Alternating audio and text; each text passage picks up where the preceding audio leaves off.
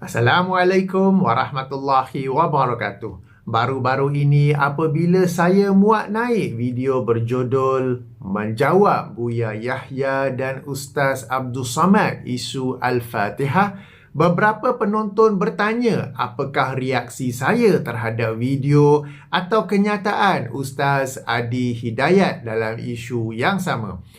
Maka saya mencari video yang dimaksudkan dan menontonnya. Saya dapati sebahagian daripada dalil dan hujah yang dikemukakan oleh Ustaz adalah sama dengan apa yang telah saya jawab sebelum ini. Contohnya pada minit ke-15 dan saat ke-20, Ustaz membacakan hadis keutamaan surah Al-Fatihah dan dua ayat terakhir surah Al-Baqarah. Hadis ini telah saya jawab dalam video ini bahawa ia bukan dalil bagi amalan memulakan majlis atau doa dengan Al-Fatihah. Pada minit ke-39 dan saat ke-35, Ustaz membawakan amalan Syekhul Islam Ibn Taymiyah rahimahullah yang berzikir selepas solat subuh sehingga matahari naik dengan membaca surah Al-Fatihah. Ini juga telah saya jawab dalam video ini. Kemudian Ustaz membawa beberapa penghujahan lain yang agak lama juga saya terfikir-fikir di mana sisi dalil dan penghujahannya. Video Ustaz yang selama 50 minit itu saya tonton 2 kali, menganalisa dan mengkaji dalil dan penghujahan yang dikemukakan. Sebagai contoh, Ustaz menerangkan kaitan surah Al-Fatihah, solat dan berdoa. Saya jawab, ya, memang Allah menyuruh kita meminta tolong dengan solat dan sabar, sebagaimana ayat 45 dan 153 surah Al-Baqarah. Namun, kita meminta tolong, kita berdoa bukan selepas membaca surah Al-Fatihah dalam solat tersebut, tetapi beberapa pergerakan selepas itu, seperti ketika sujud atau tasyahud akhir sebelum memberi salam. Demikian juga Ustaz membacakan hadis qudsi yang dikeluarkan oleh Imam Muslim dalam sahihnya, hadis nombor 395, di mana Allah Subhanahu Wa Taala telah membahagikan surah Al-Fatihah bagi orang yang solat. Saya ulangi ya, bagi orang yang solat kepada 2 bahagian. Antaranya, ini adalah hadis yang panjang, apabila orang yang solat sampai ke rangkap, yang ini apabila dia membaca iyyaka na'budu wa iyyaka nasta'in, Allah berfirman yang maksudnya ini antara bahagian aku dan bahagian hamba-Ku, dan bagi hamba-Ku apa yang dia minta. Demikian secara ringkas sebuah hadis yang sahih yang dimaklumi ramai. Akan tetapi, walau bagaimanapun, namun begitu, hadis ini bukanlah dalil untuk memulakan doa dengan Al-Fatihah. Bahkan dalam solat sekalipun, ia bukan dalil untuk berdoa selepas membaca Al-Fatihah. Tempat berdoa, sekali lagi, ialah beberapa pergerakan selepas itu, yang ini apabila sujud dan apabila membaca tasyahud akhir, setelah selesai tasyahud akhir sebelum memberi salam.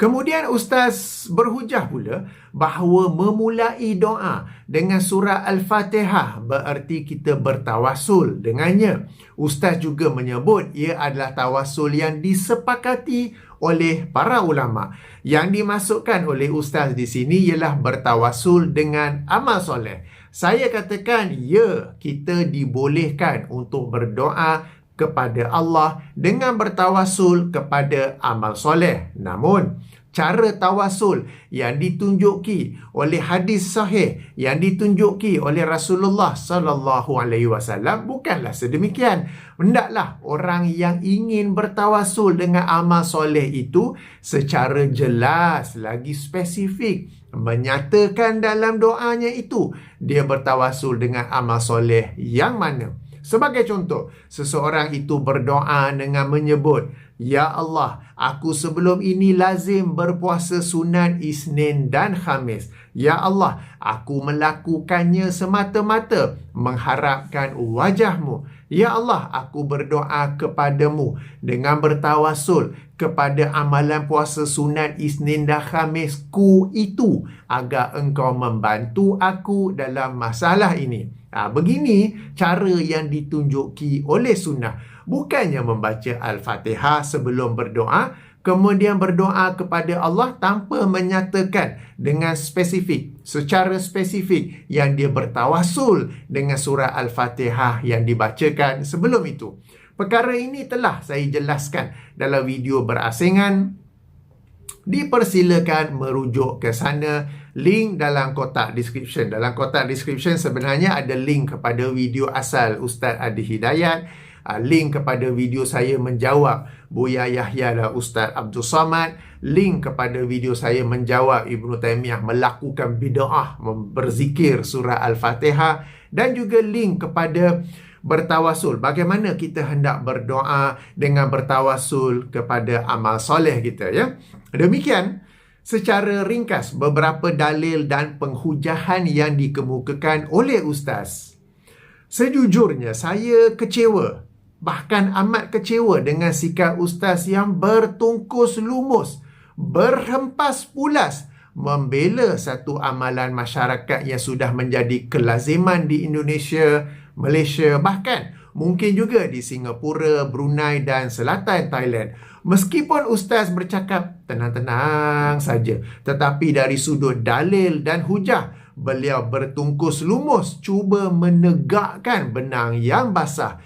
Dalam tempoh kurang lebih 50 minit itu, tidak ada satu pun dalil dan hujah yang tepat lagi jujur dapat membela amalan memulakan majlis atau doa dengan surah Al-Fatihah. Apa yang ada ialah dalil dan hujah yang dipaksa-paksa untuk menjustifikasikan amalan tersebut. Inilah yang saya sebut sebelum ini, reka cipta. Buat dulu sesuatu amalan, kemudian apabila dikritik, barulah tercari-cari dalil dan hujah bagi menjustifikasikan amalan tersebut. Apabila ternyata tiada dalil yang qat'i, tiada dalil yang jelas lagi padu, maka dipaksa-paksa apa-apa dalil yang ada, apa-apa kaedah penghujahan yang ada untuk menjustifikasikan amalan tersebut. Padahal amalan memulakan majlis dan doa dengan surah Al-Fatihah ni, saya yakin pada awalnya dulu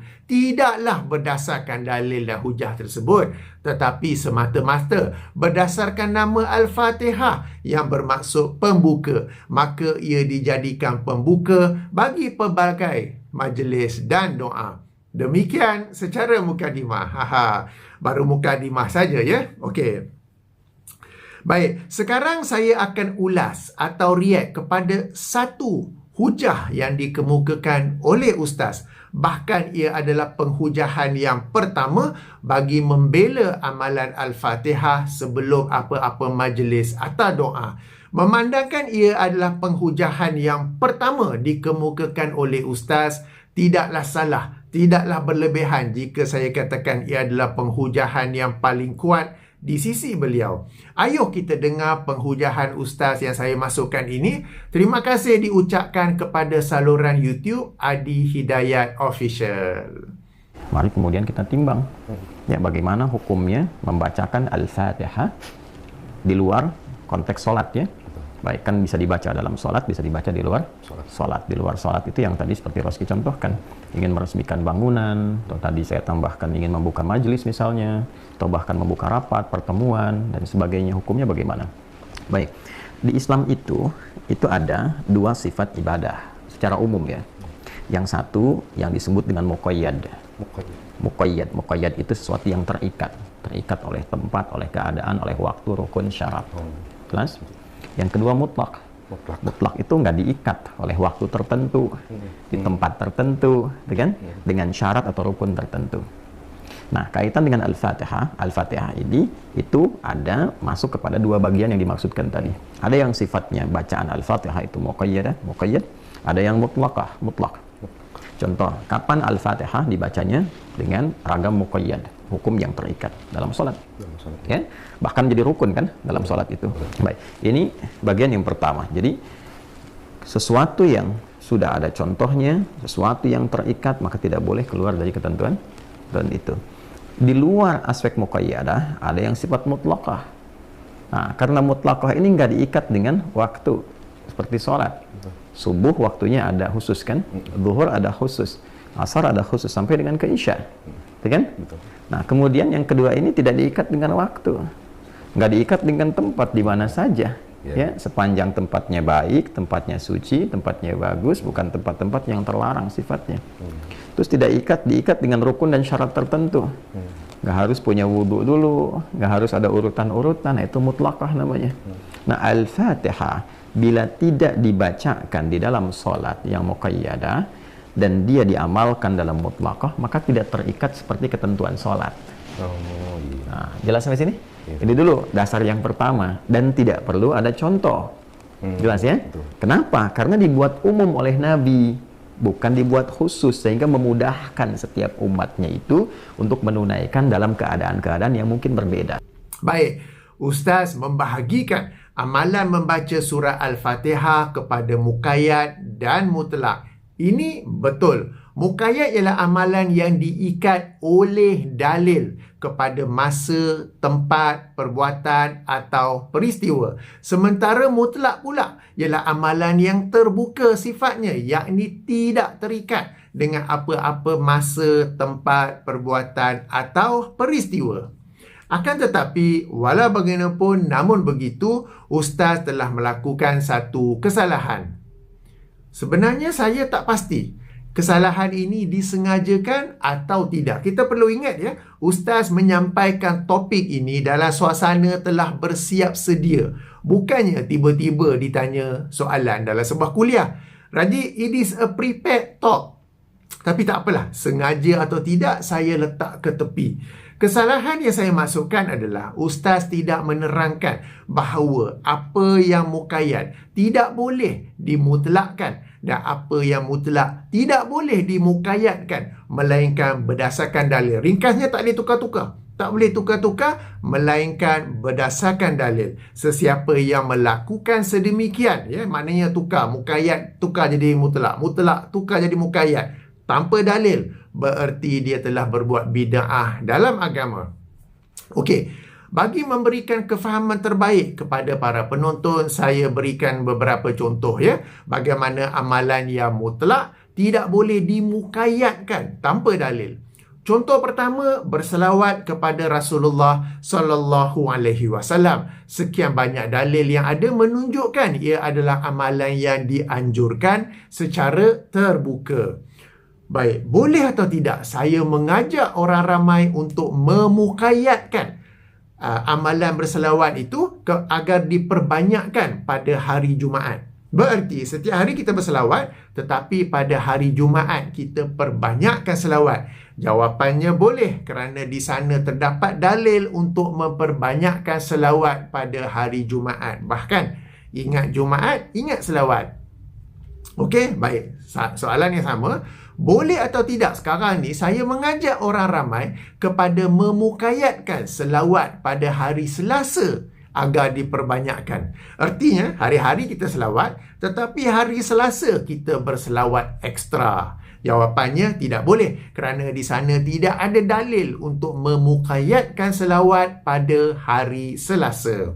Baik, tadi adalah memuqayyadkan sesuatu yang mutlak berdasarkan masa. Okey, sekarang contoh kedua masih tentang selawat, dan kali ini contoh memuqayyadkan sesuatu yang mutlak berdasarkan peristiwa. Okey, kita dianjurkan secara mutlak untuk berselawat. Betul kan? Okey, baik. Sekarang ini, boleh atau tidak saya mengajak orang ramai untuk memuqayyadkan selawat apabila menyebut nama Rasulullah sallallahu alaihi wasallam atau apabila mendengar nama beliau? Jawapannya boleh, kerana di sana terdapat dalil untuk berselawat ke atas Rasulullah apabila menyebut namanya atau apabila mendengar namanya disebut. Bahkan di sana terdapat dalil juga yang mengancam orang yang enggan berselawat apabila mendengar nama baginda disebut.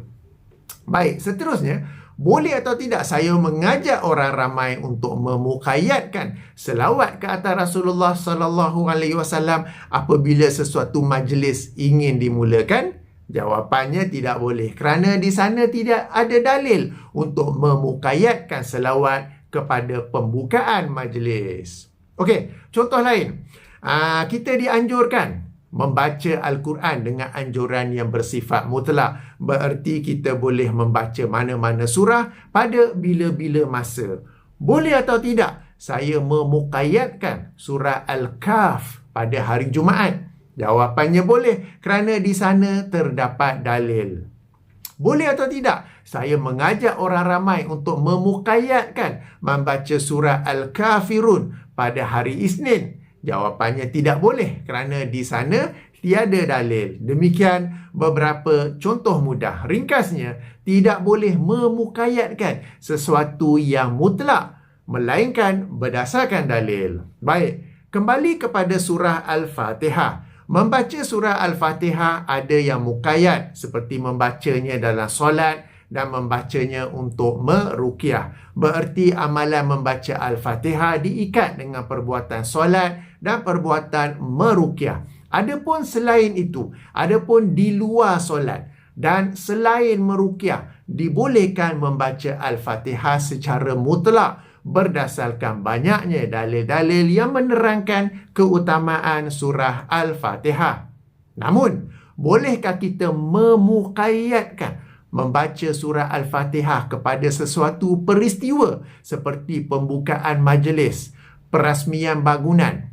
Bolehkah kita memukayatkan surah Al-Fatihah kepada sesuatu perbuatan seperti pembuka doa? Jawapannya tidak boleh, kerana di sana tidak ada dalil untuk memukayatkan surah Al-Fatihah kepada peristiwa mahupun perbuatan tersebut.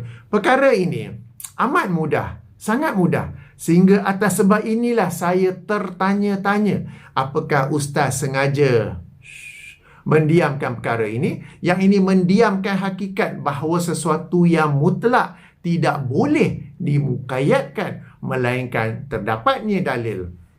Okey, apabila isu ini asalnya pada awalnya ditegur oleh Syekh Asim Al-Hakim, beliau bukannya menegur amalan membaca Al-Fatihah secara mutlak. Beliau menegur apabila Al-Fatihah itu dimukayatkan kepada pembukaan majlis ilmu beliau. Beliau menerangkan jika secara mukayat, maka Al-Fatihah itu adalah untuk dibaca dalam solat dan ketika ruqyah. Adapun selain itu, tidak boleh memukayatkannya kepada masa, tempat, perbuatan atau peristiwa, melainkan di sana terdapat dalil. Oleh itu, kembali kepada penjelasan Ustaz Adi Hidayat, betul bahawa membaca Al-Fatihah ada yang muqayyad, ada yang mutlak. Namun, amatlah dikesali tindakan Ustaz yang mendiamkan kesalahan memuqayyadkan apa yang asalnya mutlak, yang ini mengikat surah Al-Fatihah kepada pembukaan majlis dan pembukaan doa, bahkan juga pembukaan perasmian bangunan baru, ya. Sebenarnya, yang sedikit pelik, perkara ini ada disebut secara tidak langsung oleh Ustaz. Mungkin Ustaz tak perasan kot.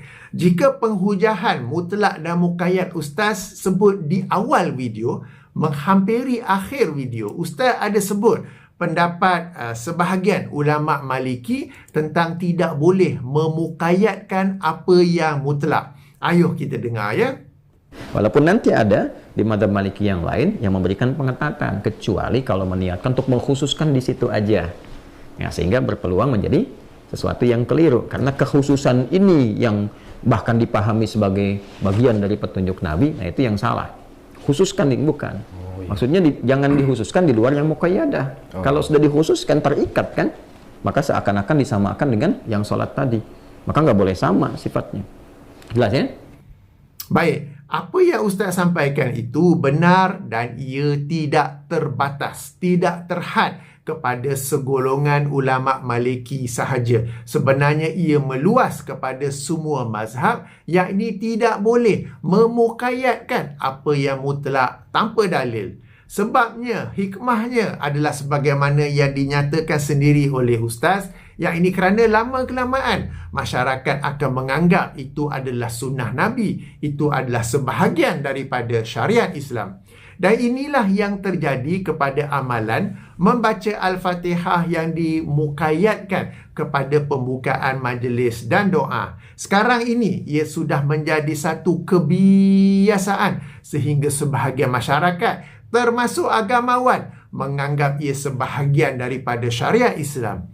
Sehingga kan orang yang melakukannya dianggap benar lagi terbaik, sementara orang yang tidak melakukannya dianggap meninggalkan kebaikan, dan orang yang menegur pula dianggap salah. Baik, demikian jawapan saya ke atas penghujahan mutlak dan muqayyad yang dikemukakan oleh Ustaz. Sebelum mengakhiri video ini, ada dua perkara tambahan yang dikatakan oleh Ustaz dalam rakaman itu yang menghairankan saya. Ayuh kita dengar, kemudian saya berikan ulasan. Yang pertama, Syekhul Islam Ibnu Taimiyah itu punya kebiasaan, kalau Anda nanti baca di antara biografi beliau itu kalau ba'da subuh, dari mulai sampai ke syuruk, subuh sampai ke syuruk, matahari di awal pertama kali setelah naik, terbit ya, kemudian satu tombak bayangannya, itu mengulang-ulang Al-Fatihah aja. Bismillahirrahmanirrahim. Alhamdulillahirabbil alamin arrahmanirrahim sampai waladhdallin. Selesai ulang lagi, sampai matahari terbit, sampai masuk syuruk. Jadi zikir gitu ya. Ya, pertanyaannya contohnya ada nggak dari Nabi? Nah, itu.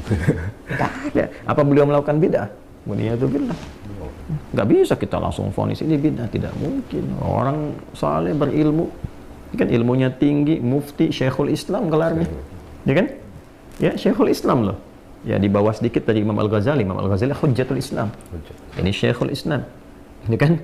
Jadi, ini kalau ada para syekh, para guru, nah ini guru-gurunya. Guru di atas guru. Kalau Hujjatul Islam, sudah orangnya sudah dalil. Ya, hujjah menjadi hujjah, menjadi patokan, sandaran yang paling pokok. Ini Syekhul Islam mengamalkan itu. baik, Imam Al-Ghazali rahimahullah yang wafat tahun 505 Hijrah, dan Imam Ibn Taymiyah rahimahullah yang wafat tahun 728 Hijrah adalah dua imam yang besar lagi hebat dalam dunia Islam. Pun begitu amatlah tidak matang. Saya ulangi ya, amatlah tidak matang apabila seorang agamawan yang menjadi rujukan ramai umat Islam membanding-bandingkan tingkatan di antara mereka berdua. Kononnya seorang Hujjatul Islam kedudukannya lebih tinggi berbanding Syekhul Islam. Apatah lagi apabila dikatakan Imam Al-Ghazali rahimahullah adalah dalil dan hujah agama. Sejak bila seorang ulama menjadi dalil agama? Rujukan tu okeylah kan, sejak bila pula jadi dalil? Okey, adapun amalan Ibn Taymiyah yang berzikir membaca surah Al-Fatihah telah saya jawab dalam video berasingan.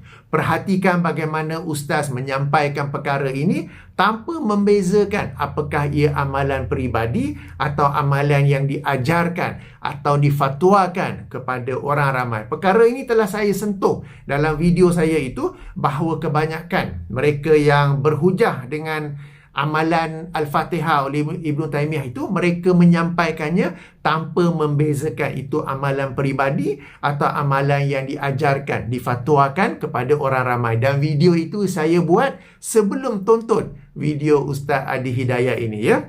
Perhatikan juga, apakah ia amalan yang diperbuat setiap pagi atau sekali-sekala saja. Anak murid yang meriwayatkan amalan zikir itu, saya telah bacakan perkataan beliau sebiji-sebiji setepatnya. Dia ni lazim mendampingi Ibn Taymiyah.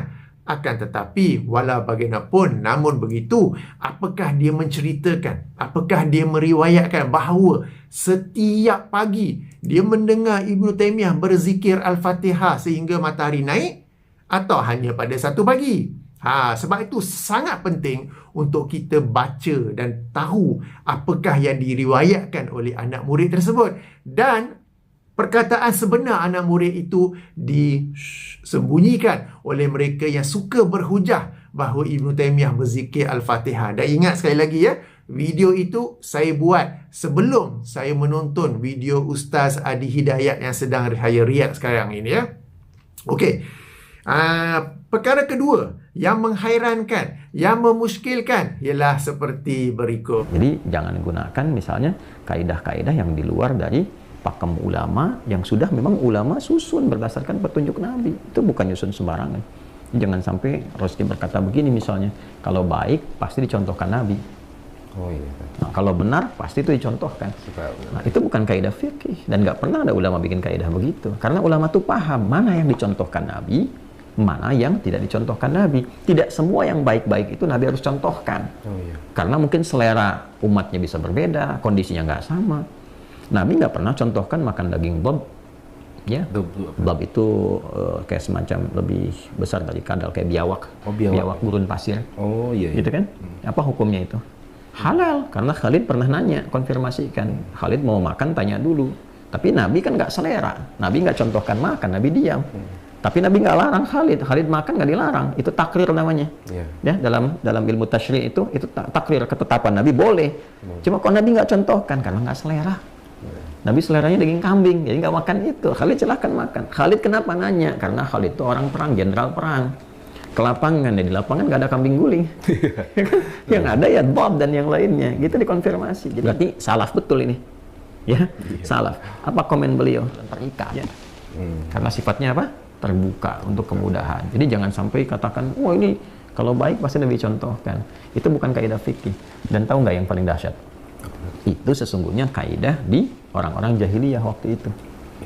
Ada di surat Al-Ahqaf ayat 11. Wa qala alladziina kafaru, dan orang-orang kafir itu komen lil ladziina amanu, kepada orang-orang yang telah beriman, lau kana khairan ma sabaquna ilaih, kalau memang ajakan kamu itu baik, udah ada contoh dari dulu, kami pasti yang pertama lakukan. Pasti orang dulu udah ngerjakan kalau itu baik. Nah, itu kaidah jahiliyah sebetulnya, bukan kaidah-kaidah fikih. Jadi komen orang jahiliyah ketika diajak, komennya begitu, yang Muhammad SAW, ya kan? Hei orang-orang pengikutnya, kalau yang ente bawa itu baik, orang dulu udah praktekkan. Ya, cuman karena dulu nggak praktekkan, kami nggak ikut kamu. Nah, itu kaidahnya. Nah, itu bukan kaidah fikih, karena itu nggak bisa dipakai dalam hukum fikih. Nah, itu pentingnya ngaji, pentingnya belajar.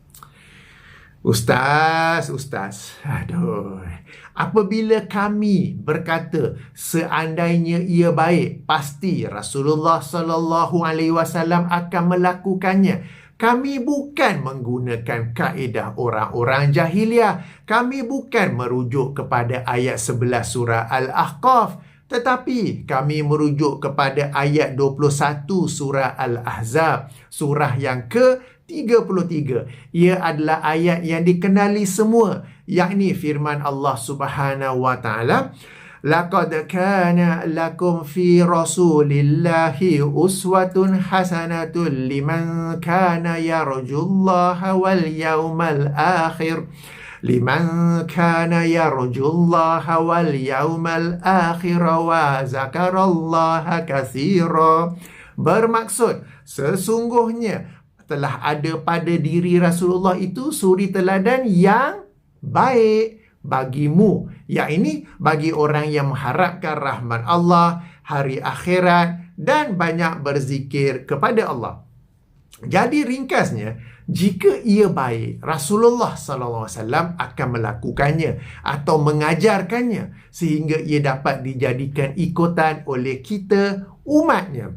Ratusan doa yang diriwayatkan daripada Rasulullah, baik yang baginda baca sendiri atau yang baginda ajarkan kepada para sahabat radhiyallahu anhum, tidak ada satu pun baginda mulakan dengan Al-Fatihah. Seandainya ia baik, nescaya baginda akan mencontohkannya sehingga ia dapat menjadi uswatun hasanah kepada kita umatnya. Apabila berhijrah dari Mekah ke Madinah, naik kapal terbang pula. Apabila berhijrah dari Mekah ke Madinah, antara perkara pertama yang dilakukan oleh umat Islam apabila baginda sampai ke Madinah ialah membina masjid, mendirikan masjid. Apabila masjid siap, baginda tidak merasmikannya dengan Al-Fatihah, Seandainya ia baik, nescaya Rasulullah sallallahu alaihi wasallam akan mencontohkannya sehingga ia dapat dijadikan uswatun hasanah oleh kita umatnya. Dalam ayat 159 surah Ali Imran, Allah Subhanahu wa taala memerintahkan Rasulullah sallallahu alaihi wasallam untuk bermesyuarat dengan para sahabat bagi sesuatu urusan. Namun Rasulullah sallallahu alaihi wasallam tidak memulakan walau satu mesyuarat dengan Al-Fatihah. Seandainya ia baik, nescaya baginda akan mencontohkannya sehingga ia dapat dijadikan uswatun hasanah oleh kita umatnya. Rasulullah sallallahu alaihi wasallam juga biasa, bahkan ini tugas baginda ya, memberi majlis ilmu, pengisian, daurah atau whatever you name it kepada para sahabat, baik yang muslimin maupun yang muslimat. Namun tidak sekalipun Rasulullah sallallahu alaihi wasallam memulakannya dengan Al-Fatihah. Seandainya ia baik, nescaya Rasulullah akan mencontohkannya sehingga ia dapat dijadikan uswatun hasanah oleh kita umatnya. Bahkan setahu saya, tidak diriwayatkan baik dalam hadis yang sahih maupun hasan maupun dhaif bahawa baginda memulakan sesuatu apa jua dengan Al-Fatihah. Nah, semua ini jika ia baik, nescaya Rasulullah akan melakukannya sehingga ia menjadi uswatun hasanah kepada umatnya. Apabila baginda tidak melakukannya, bererti ia sememangnya tidak baik. Atau dalam susun kata yang lain, yang baik ialah tidak melakukannya. Justru semua ini adalah berdasarkan ayat 21 surah Al-Ahzab, bukan berdasarkan kaedah orang jahiliah yang disinggung oleh ayat 11 surah Al-Ahqaf. Ustaz, kemanakah perginya ayat 21 surah Al-Ahzab ini? Beberapa kali dalam rakaman Ustaz itu, Ustaz mengajak berbicara isu ini secara baik lagi ilmiah. Namun pada waktu yang sama, Ustaz menuduh orang yang berbeza pendapat sebagai mengikuti kaedah jahiliah. Macam mana tu? Okey, kemudian Ustaz berhujah pula bahawa Rasulullah sallallahu alaihi wasallam tidak makan dog. Dog ini ialah sejenis biawak padang pasir yang herbivore. Okey, biawak yang di Nusantara ni yang carnivore, okey, beza ya. Okey. Ustaz, lupakah anda bahawa sunnah Rasulullah sallallahu alaihi wasallam itu terbahagi kepada dua? Pertama, sunnah tasyri'iyah dan kedua, sunnah ghairu tasyri'iyah. Sunnah tasyri'iyah ialah apa yang merupakan syariat Islam, sementara sunnah ghairu tasyri'iyah ialah apa yang bukan merupakan syariat Islam kerana ia merujuk kepada kehidupan baginda sebagai manusia biasa yang hidup pada zaman dan lokasi itu. Apabila kita membicarakan membaca Al-Fatihah atau tidak sebagai pembuka majlis dan doa, perbincangan ini duduk dalam kategori sunnah tasyri'iyah. Bererti apabila Rasulullah SAW tidak melakukannya, bererti ia bukan sebahagian daripada syariat Islam. Apabila Rasulullah SAW tidak makan dog, ia duduk dalam kategori sunnah ghairu tasyri'iyah. Bererti Rasulullah tidak makan bukan kerana dilarang oleh syariat, tetapi kerana baginda sebagai seorang manusia tidak berselera memakannya.